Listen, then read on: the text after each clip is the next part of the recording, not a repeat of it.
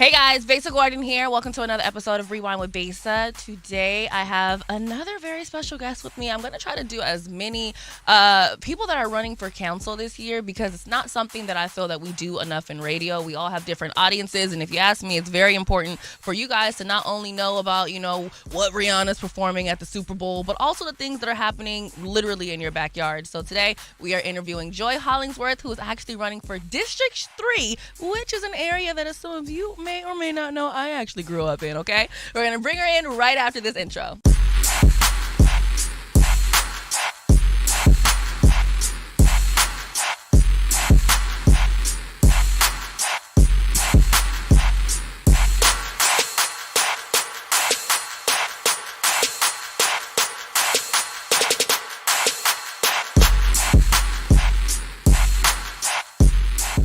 Hello, Joy. Hello, Besa. How are you? I'm not too shabby. Not too shabby. How are you? I'm good. I'm happy. It's Tuesday. Happy to be alive. It doesn't feel like a Tuesday. I'm not going to hold you. It definitely feels like a Wednesday. Does it?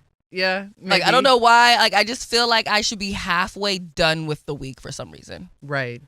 Right. You have so much that you've done always. Yeah. And then all of a sudden it's like, well, damn. I still have more days. I guess so. Question, when I found out that you were running for city council for District 3, I thought that was super dope. One, because I actually have another show that I'm working on that I wanted to interview you for. So, the reach out was already going to happen. But then I was like, well, shoot, if she's running for District 3, which is in the CD, that's Capitol Hill, we definitely have to talk about this along with the different plans that you have. For starters, there's actually something that literally just popped up while I was sitting here. King County Council votes to put tax funding crisis centers on April ballots. Did you see that? I did. I saw that. And I think that's beautiful because we need to start centering our mental health. For sure. I thought it was super dope because what I also noticed about it is that basically if it's approved by voters, the levy would raise as much as $1.25 billion over 9 years to fund construction of 5 24/7 crisis care centers in different parts of the county to serve people with mental health and substance abuse, use disorder needs. And also people would be able to stay there for up to 24 hours before being discharged or referred to other services. And so I kind of wanted to talk to you about that and your thoughts on that, and just also your personal plans for what you would want these care centers to look like, because I think it's something that we really need everywhere. We have a lot of homelessness, but then a lot of times, and I was talking to Gramai about this a couple days ago. I feel like a lot of times when people are homeless, that's kind of when you're able to just get into doing a lot of things. You don't really have a lot of resources. And then sometimes you're going to do drugs to where you can just forget the things that you're even dealing with right now. Right. So do you have any plans within your plans for if you were to actually be elected for these things outside of that, of course? No, absolutely. I think community wellness is what I like to call it because it's so important for us to center, number one, our mental health. We saw during the pandemic. We saw a lot of things, people falling through the gaps. We saw our kids, doing school online, not having that connection with people. Mm-hmm. We saw our nurses and our EMTs and our doctors be on the front line of COVID. We saw our social workers be pushed to the max and them trying to get resources to families. And so it was really unfortunate to see a lot of the things that were going on during this time. And we definitely have to center our mental wellness and our mental health and be able to, restore some of that positivity with care, with people that are, qualified to be able to navigate that is hugely important. And it's definitely one of our platforms that, we want to go into. Let me also ask you this. How does Joy protect her mental health these days? Yeah, that's a great question. Music. I think music is everything. Music is life. Music is fuel. It is medicine. So I just go on and I listen to a bunch of amazing Stevie Wonder, Jill Scott, Anita Baker. I'm a little old school, right? Erykah Badu. Something vibey. Moonchild, right? I kind of just get into that zone for mental health. I also don't read the comments online from stuff. Yeah, I try to stay off social media as much as possible. Even though when you're running for office, you have to be on there.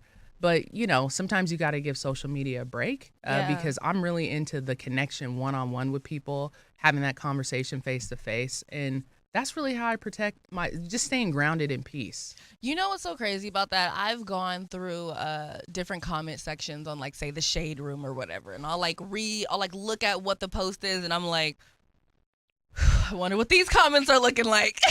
And so then you scroll through the comments, you're like, whew, that was bad energy. Right. Let me turn something else on. Right. Do you ever feel like sometimes, and this is such a random question, but I personally can, when you read negative comments, like, you can feel the energy that they like put out in that comments, where you're just like, you know what? I need to like recenter myself. Yeah, sometimes you have to disconnect to, self-preserve. Yeah. And so I'm always doing that, and that's why I kind of stay away from that, because I know the platform we're running on, the positivity, the people, the love, the support.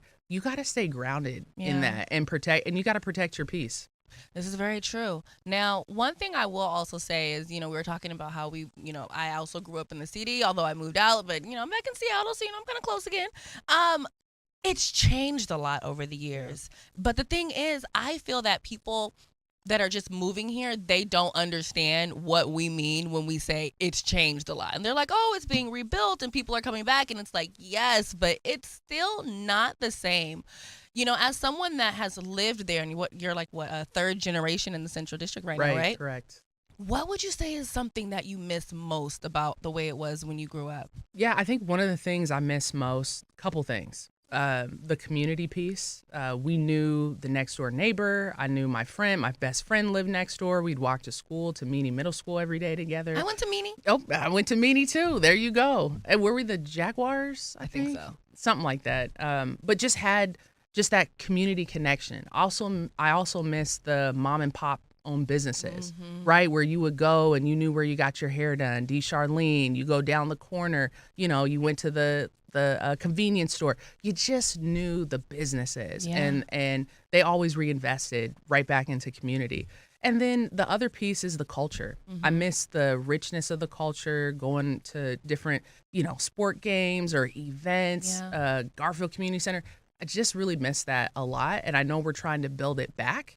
Africatown's doing some great things. King County Equity Now. We have the Liberty Bank building. There's a lot of Black businesses that are coming back. Sure. But that's one of the things that I miss. Do you feel like, because it is possible to rebuild that, but obviously we have so many new people here that it's never necessarily going to feel the same, because I think for us, these were people that we actually grew up around, not just, oh yeah, I just happen to know my neighbor. There was even like one guy at Red Apple, I don't remember his name, but I knew who he was and he knew who I was, and I was like 7. Yeah. You know what I mean? So it was like he and my mom and me, we would always like joke around when we were checking out. Do you think that we would be able to really get close to that? Like, and if so, how close? Or would it be more so of just more things like we're doing right now? Like Black Wall Street last summer, I thought that was an absolute vibe. And frankly, it reminded me of what we used to do when I grew up on 19th and Cherry. And there would literally be a block party. Right. Black Wall Street, you had the Juckins, things going on at Juckins. I know that the museum does events now. I think it can come back. And I'm hoping that it can come back through some affordable housing options. There's a program called Homesite, which is basically, it's called Hi Neighbor. It's through Sam Smith. He was the first Black city council member of Seattle, and it took him 4 times to dismantle systemic racism to be able for, equality for housing, for Black people to be able to buy homes. And so there's a program where they give a down payment assistance for you to go ahead and buy a home, generational wealth. We talk about Black home ownership in the Central District was so important. And so some of these ways in programming, we can be able to figure out how a lot of people who were displaced can come back to the Central District. But also, how do we keep people that are in their homes as well right now to be able to absorb and understand and navigate, a lot of the newness and growth around them? I think that's important as well. And, also, I also love that they're helping people with the down payment, but I also think that education piece is sometimes missing. Like, people don't necessarily know how to upkeep their home, or they don't know where to start with upkeeping the home, or maybe, they fill out their loan incorrectly. Like, sometimes I just feel like within the Black community, there's like all of these little missing pieces to where it's like, I have this, but I don't have that. So then everything is all lopsided. Right. No, absolutely. Education and engagement is huge. And also be able to have the funding sources. So A couple years ago, we worked on the community reinvestment piece that uses cannabis tax dollars. We're taxed at 37%. It's the highest in the nation. That goes into a cannabis appropriation fund. In those funds, about a certain amount, a percent goes into the general fund.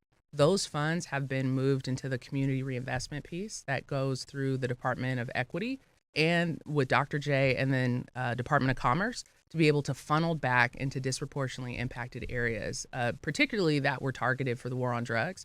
That's a beautiful, like, restorative justice piece where that can come down every year, be able to go into those programmings, down payments, home ownership, different ideas for people. And then the education piece is going to be important as well. Yeah, that would be so. I'm not even gonna hold you. I'm not the type that necessarily wants a house, but if I were to buy a house, I would definitely want to resell my oats back in the Central District. Like, that's where I started. Yeah. I want to go back. And not everybody wants to buy a house, and that's cool, Yeah. right? You could do that, or have a apartment, affordable apartment, maybe a condo, something of that nature, whatever it is. But just different pathways for people to come back, I think, is important.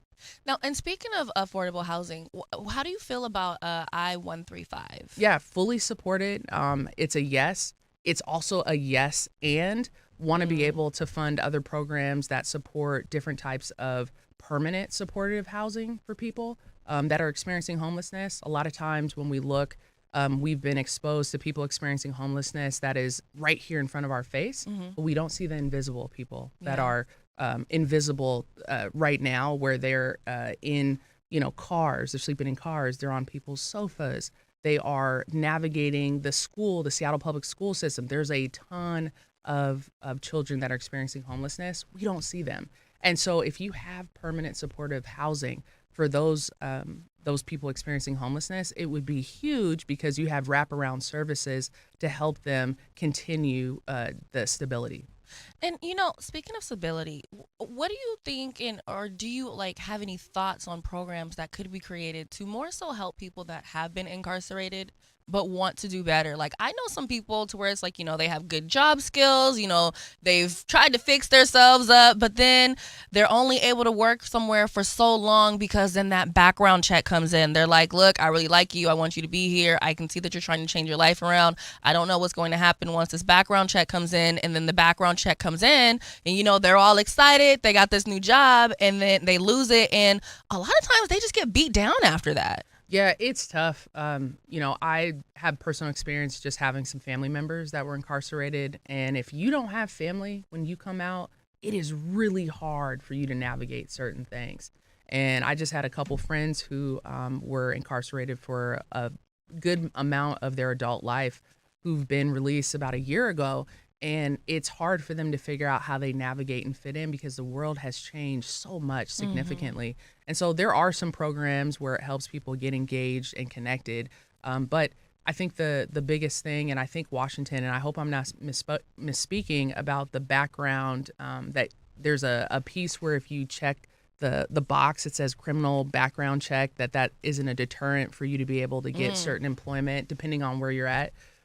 But that's one thing that we need to consider as well, for people to be able to reestablish themselves in society. And, also with society, food is mad expensive these days. And I was watching a presentation that you recently did where you talked about the age of farmers, they're getting older, people aren't, really starting at a young age. Like, people are really starting at the age of 35, which again, pretty soon they're going to get older very, very fast. Do you have any plans to inspire this next generation of teens, whatever, to become farmers? Because, yeah, it's real expensive in these stores. It's huge. So just to put in perspective, inflation and food costs have gone up significantly, between 11 and 15%. That's a lot. You hear stories about people going into Mexico and buying eggs and bringing them back into California just because of how expensive food is. Wow. And the average age of the farmer is 59 years old in the United States. And one of the things that I always talk about is how we need to get back to growing food sovereignty, food justice. Food is going to be huge in the United States. And I think what we've seen with climate change, with the drought, the the United Nations projects that we need to grow 50% more food by 2050. That's a lot for our world. And so we get a lot of our food, whether it be from California, South America, Mexico. We need to continue to figure out how we localize our food sources and how we urbanize our food sources, urban gardens, vertical gardens, like different ideas in which we can eliminate a large part of the carbon footprint that happens when we get, food year round in a grocery store. Yeah. And then one of the things that I thought was really interesting that you talked about in that presentation was, what is it, like a gallon of water to grow one almond or something? Yeah. And it's like all the water that's put into like our coffee and then like the beef. And it's like, no, it's not just the amount of water that you needed to make this coffee. It's the amount of water that was put into these beans to even allow you to make this coffee. Right. And then you don't even think about the transportation costs it takes to get from where it's grown to where we're at now. And I think one thing we don't realize, you can walk into any grocery store and get any fruit year round. That doesn't happen any other place. You know, that's really it's very interesting to be able to see that. And so we have to figure out how we localize our food sources and have food access points for people, because food is a right. Everyone deserves the right to fresh food. And then also to where they don't have to only be in a certain area to get it. Because sometimes that part is unfortunate, to where maybe your area, they have these food sources, but maybe it's depleted. Maybe I need to go a little further out in order to get it. But then all of a sudden, oh, you don't live in this area. Now you can't come get this food. Oh, for sure. If you look at South Seattle and just think of I-90 and go south, they only have one food bank. That is the Rainier Valley Food Bank. If you go anywhere north, you see, or even the Central District, there are a ton of food access points. That needs to change. That's by design. That is through redlining. That's by city design. And so what we saw during the pandemic is a lot of these organizations and groups and communities were falling through the gap through the emergency food system. And so we need to figure out how we continue to push the envelope of having more grocery stores in close places, food access points. How are we lowering the costs and the barriers to food, and supporting our food banks as well. And, you brought up redlining, and I'm curious to know, with the redlining, there's parts of it that says no food banks in this area too? It's not necessarily that, but when they're designing and figuring out where funding goes, sometimes they'll say like a zip code. They do it by zip code. And so if you do it by zip code, like 98118 zip code is a tremendous amount of people. That's Beacon Hill, that's South Seattle, that's kind of going up Skyway a little bit, Upper Rainier Beach. They design it like that. And so, we need more food access points, particularly in the South End. Wow. Now, and so that obviously would come from funding, which is probably why a lot of the times it's actual community people coming together and going to the grocery stores and taking their own money. And I can't remember who you said it was, but there was a Latinx organization, I want to say that you said it was, and they would go around and drop off food like along the freeway or something like that. Oh yeah, they were Culturas Unidas. And what they would do is they would go, food gleaning is basically when you go to a grocery store and you rescue the food before it's thrown away. Perfectly good food. So they would go, this gentleman named DJ, shout out DJ, phenomenal dude. He would go to different grocery stores in a huge semi truck and just go gleaning off of different grocery stores. And then they would go ahead and put out the word to different people, particularly the people who didn't have an ID. Maybe they were undocumented. A lot of the people that are picking our food, are growing our food, are closest to food insecurity. And so he would service those communities and go up along I-5, go in different parking lots, and just have a food access market where it was a free grocery store for people. Wow. And it was life-saving, changing for people. Oh my goodness, that is definitely something that people need. Heck, even I could use like free food from time to time. I mean, food is expensive. It's very expensive. You know what I mean? It's like no one wants to necessarily be like, oh yeah, I can't afford this. Like, yes, we can, but everyone can use a little extra bread from time to time. That way you can use your money for something else. Question. One, how How hopeful are you that we are going to be able to get the food crisis out here a little bit more under control? I'm hopeful, and the reason why is because working in the space that I do, there are phenomenal minds who are at the forefront in figuring out how we solve some of this. So, figuring out using electric vehicles, right? Electric trucks, figuring out how we lower the barriers to access food, meaning no ID, no light bill to show that you live in a certain zip code, just kind of having that free access to food. Erasing some of the stigmas Mm-hmm. of food insecurity. I don't know if anyone's ever gone to Ballard Food Bank, but it looks like a new PCC. Like it's a very What? amazingly designed, or Bird Bar, up on the hill in the Central District. They have a phenomenal market and it looks amazing. And so we're trying to shift people's perspective of what a food bank could be Mm-hmm. of a market. I'm actually not mad at that because, honestly, growing up, when you think food bank, you think you're going into like this, basically like in a room and everyone's in a line, everyone has their bags, very unglamorous, if you Yeah. will. But I think to make it look more like comfortable to where it's like, okay, I know this isn't really a grocery store, but this is basically a grocery store. I think people would feel, I don't know, maybe even more inclined to donate and put something towards it to help the next person. Absolutely. It's like a dignity, serving people with dignity, making the space beautiful where Hmm. people feel like, it's not leftover food. Like this is good food that nourishes you. People are going to take care of things that nourishes them. And so when you have these nice spaces, they're going to make sure that it's well stocked and it continues to be these community spaces. And then also, like, one more thing on food. If we have to grow an additional 50% of food that quickly, obviously we need more growers.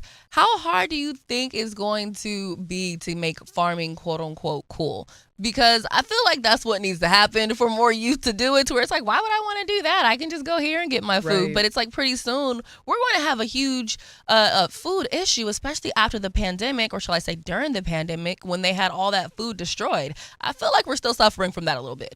You saw a lot of manufacturers go down in their SKUs about how many products that they produce. So maybe a manufacturer would produce 30 different products. Now they only Hmm. do 10, right? Or 5. It just really depends.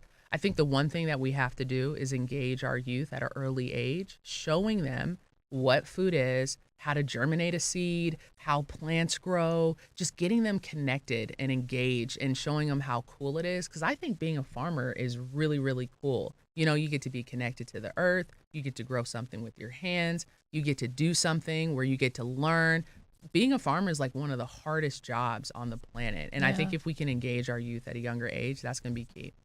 Now, some of your other values in terms of things that you really want to work on is making the area safer. Yeah. Do you have any like concrete plans for that, or even feedback from what people in the area actually want? Yeah, talking to District 3 residents, they think and they feel like safety is a holistic approach.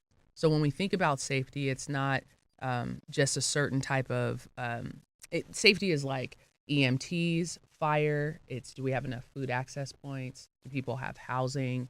Do they feel safe in their area when they're walking down the street? Mm-hmm. Is the lighting correct? Right? Do we have sidewalks that are safe? And then also comes, we know that there have been disproportionately impacted areas with policing. And so that's going to be a big thing. There has to be some, restorative relationships there that has to be engaged in some aspect. And we have to center that type of, that we have to center, um, you know, that relationship where people understand there have been harms done. Mm-hmm. That's really important. And it has to be a earned type of trust, and engaging in that, where you have to have the guardian mentality and not the warrior mentality. And so that's going to be one thing that, I would love to help figure out how we do that, because we have a lot of people, we hear from community that, feel they want to feel safe. Yeah. And like even with me, I had to. This is so crazy. I was going to Xfinity because my phone broke, and it was just like a glowing screen. I couldn't use the phone. I didn't have another phone that I could use. And so in my head, I'm like, it is 6 o'clock at night. I'm about to be walking around downtown Seattle with no phone. And when I tell you, like basically like hurried there and hurried back. But then I had to think about it. I'm like, why would I be so worried? Because growing up, especially like, now I live downtown, but growing up in the CD, me and my friends, we'd play outside by ourselves, not a worry in the, like, just not worried about anything. Our parents aren't worried about anything. Like, we all were safe. And, like you've said many times growing up, you actually knew the police officers that were in your areas. Like, you knew some of the people that worked in 911. How difficult do you think it would be to make sure all of the police in that district start meeting the different people that work in the areas that they have to patrol? Right. It's about police accountability. It's about holding people accountable. It's about, is the community going to receive them? Are they going to be open to that? Right. It's about relationships. It's about, the way people interact with people. It's about how they really connect with the neighborhood and know the business owners. We keep our community safe. When we talk about how we knew folks, that's because if you were out misbehaving, grandmama down the street was going to call your mom and tell you, hey, such and such is acting up. Is she down here? Come get her, right? And so we keep our communities safe. But we also know that there's that other piece of, the police department. And so, how do all these marry together, right? And connect and figure out how we all keep our communities safe. What I do really love about the way that your campaign and the way that it seems you're building it is you really are building it through community and what community really wants, to where it's like, okay, I know you guys all can't come with me to the board meeting, but we're going to have a meeting. I'm going to take my notes. What do I need to address this week, fam? Yeah, that's huge. Look, we're about building community, and I will hit that. I will continue to talk about that. We are about the people. And I think what's important from that is I'm just trying to be a community servant, and I love our community. I want to see it do better. I want us to be better. And you can't build policy without knowing people, because then you're going to put forth whatever policy you think is right. Exactly. You have to understand what community solutions are, but you got to know people first to put forth good policy. It comes from the people. And so I just want to be a bridge for transparent access to our younger Gen Zs and our younger millennials, to show them how government works. And then I want to also let government know that, hey, we have to move with a sense of urgency because the system has not caught up with the people yet. Yeah. And so we have to figure out what's a good balance there, because Gen Zs and millennials are going to be the majority voters here pretty soon. And so they have to start engaging these young folks into the belly, the operation, the inner workings of government, so we can start working for the people. I love that. And last question. If you could put a community center anywhere within your district, where would it be? And what would you say would be the focal point of that community center? Easy. It would be the SVI building, right? And returning that into a trade school for our young folks to be able to figure out different trade ideas that they wanted to do, right? Whether it was construction, whether it was, if they're dental hygienists, that building was on and popping back in the day. And I know a lot of people that went through SVI, Seattle Vocational Institute, for those people who don't know, but we got a lot of newbies out here. My bad. That was the building. But it also, I will say this, I also would marry it to a community center that would also have access for sports, because I'm a sports fiend, like I love sports, but I think we already have enough of community centers that have basketball courts, just more access time for people. But it would definitely be a community center that would engage our youth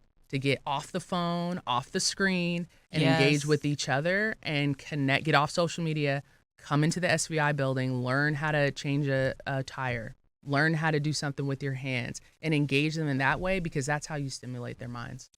I freaking love that, and I absolutely agree. I always tell people I built my first computer when I was in 5th grade over at Rotary.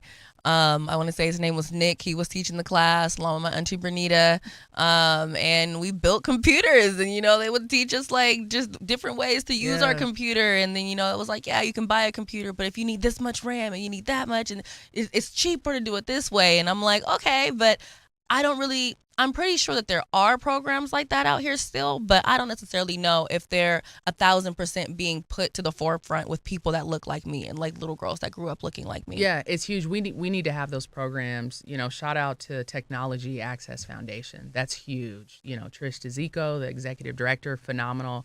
We know we have the William Gross Center with Africatown, and that's going to be a place for youth to come. We need to start funneling resources to those programs that are engaging youth for technology, for learning how to build skills. We have to continue to connect with those. I agree, especially if we can have it in our regular schools. Like one of the reasons why I wanted to go to Cleveland before I even went there when I was in middle school was because they had tech there. Like they had a whole tech program for people to learn tech, and then by the time I got there, it was gone. But I was like, even in 8th grade, I was like, what kind of why would you remove that? Right. Cleveland was a STEM school, right? Yeah. Yeah, that was huge. That was like Meany at the time was a magnet school when I went there, and they were trying to teach I had choir. I learned photography while I was there. See, I had choir in Meany, Mr. Bears.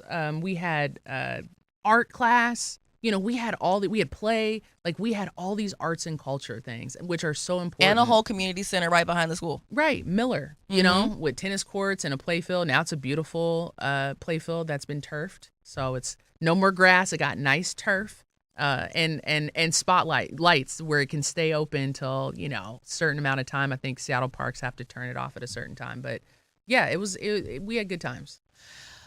So, okay. 9 randoms with Besa. Not 9. 6 randoms with Besa. They're never bad. They're usually really fun. Well, they're always pretty fun. But let's go. Okay. Number 1, if someone gave you $1 billion and you were voted in office, what is the first thing you're doing? $1 billion, first thing I'm voted in office, setting up a foundation to figure out how we donate and connect with housing. Home ownership for people, sports programs. I mean, we'd figure out a whole slew of different things that we would do, but it would definitely figure out how we pass it forward. What's one thing that you want to do for the marijuana industry if you are elected? Yeah, I think one thing is getting more people that look like me into the industry, and hopefully giving them an opportunity where it's representation, where they see, hey, it can be done. And so, one of the things it would be that restorative justice piece where you're using those cannabis tax dollars to reinvest in community. I think that's one of the things we're most proud of, creating that generational wealth for people. What is your favorite place to eat at in the Central District? Yeah, I got a couple because I just love food. List them out. Okay. We all love food around here. I know. So I'm eating as soon as I leave here. Love the cornbread at Communion. I go to Central Juice Cafe for the vegan burrito. I love the pho on 15th at Bamboo, which is really, really good. I go to Araya's for vegan food, which is Thai food, down in kind of Madison Park area. There's a ton of, my mom loves Catfish Corner, just a bunch of spots. What is some advice for someone like me that does not have a green thumb? Trust me. Good. There's a specific plant that is no longer living, and someone was like, how did that happen? I said, look, I'm good at what I'm good at, okay? You're good. What advice do you have for me starting a garden within my apartment? Yeah, that's a good, head to, is it called Boosh? Boosh. It's a plant store, black owned, on Jackson, on 23rd and Jackson. Get some plants. I think the biggest thing you could probably do is get one plant, just one, an indoor plant. You can get anyone, okay? And name it something. So you got to name it. So you don't want to kill it because now it has a name. Yeah, now it has a name. Now you feel like it's a part of you. And read up on the plant and figure out, okay, this is how I'm going to take care of it. This is how I'm going to nurture it. And just show it love, learn about it, figure out what it put in the sunlight, talk to it. Plants are energy. I might sound crazy, but plants are I've people. heard that you have to talk to them, and some people dance with them. You got to talk to them. You got to nurture them. You got to love them. I got a Japanese maple tree in my backyard. I call him Hero. He's my favorite.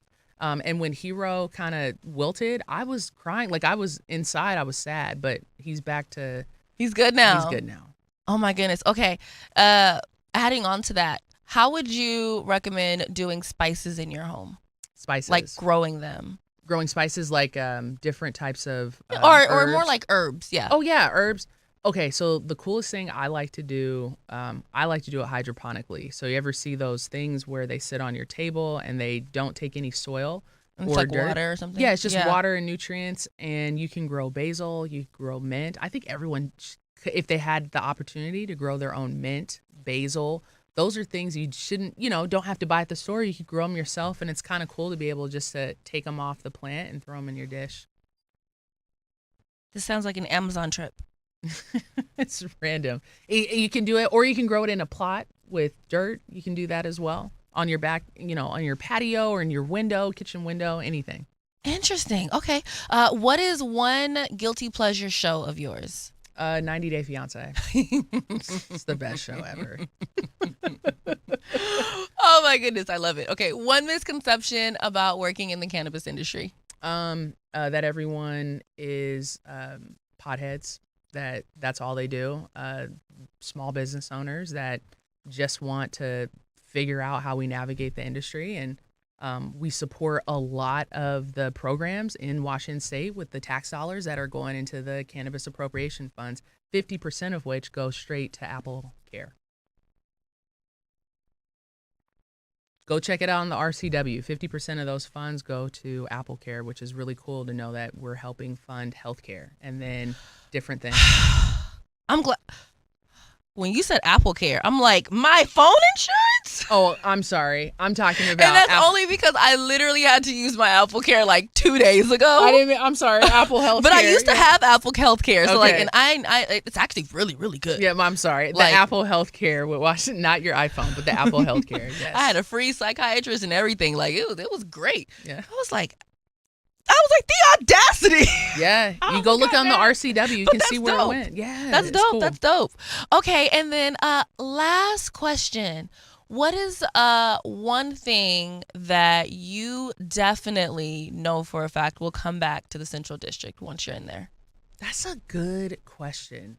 One thing that I definitely come back. One thing I'd be happy. I think we talked about it is the SVI building, which would be huge. Are you talking about like maybe a building or a thing or people or an event? You know what? Scratch that.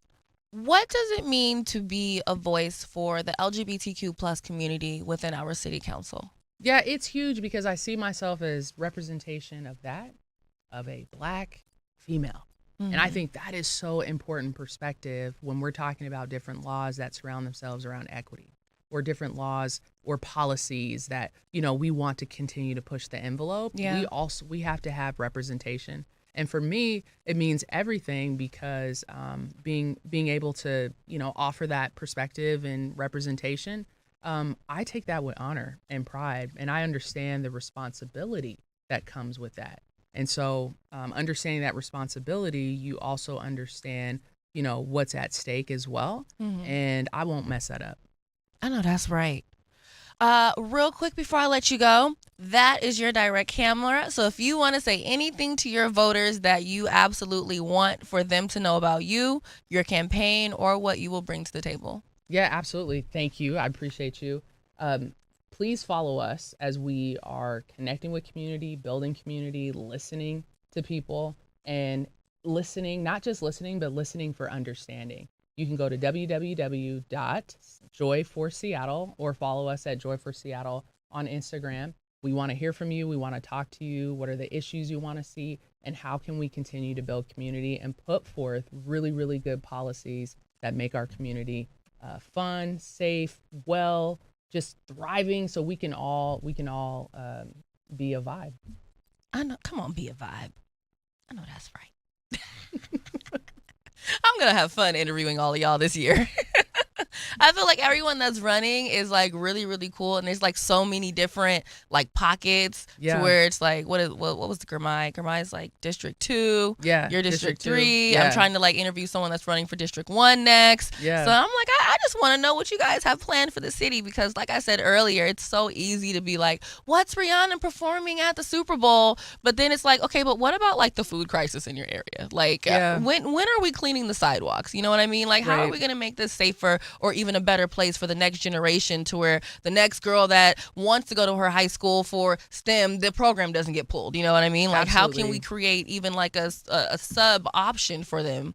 Right. So, yes, so happy that we were able to have this conversation. Thank you. I'm so happy that you came down here to talk with me. Thank you. I appreciate it. You guys make sure you keep up with Joy, keep up with this election, and also make sure that you keep up with everything that's going on in your area, because my biggest worry sometimes is people being so consumed with all the other stuff that you wait till the last minute till you find out what's been going on, and now it's too late, or we have to wait a whole extra year to fix it. Okay? So with that being said, look, you guys, until next time, you already know what I'm going to say. Make sure you have an amazing rest of your day. And of course, keep that energy high.